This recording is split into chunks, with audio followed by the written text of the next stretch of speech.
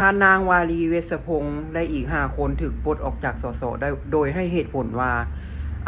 ลาวหันบ่แม่นสมาชิกพรรคแล้วก็บ่แม่นพนักงานรัฐเนาะทุกคนบัดสิไล่ออกนี่ไล่ออกง่ายๆเหตุผลง่ายๆเลยทุกค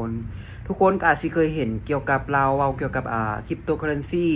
เกี่ยวกับการเงินของลาวบ่ว่าประเทศลาวนี่หั่นใช้เงินหลายสกุลเนาะเฮ็ดให้ค่าเงินกีบอ่อนค่าช่วงหนักๆเลยทุกคนเนาะเราเว้าถูกเนาะก็มีคนไปคอมเมนต์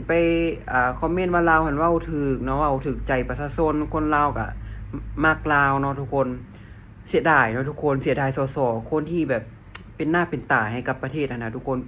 เป็นสสที่แบบอีกท่านนึงที่แบบเว้าแล้วเอามูลความจริงมาเว้าเนาะเว้าแล้วเห็นภาพเว้าแล้วคนลาวหันเชื่อว่าลาวหันควรที่จะมาเป็นนายกควรที่จะเอาลาวหันขึ้นมาเป็นระดับหัวหน้าอีหยังนะแต่สุดท้ายหันเราถูกไล่ออกทุกคนเสียดายแฮงทุกคนเราถูกไล่ออกจากสสเนาะเสียดายบ่ทุกคน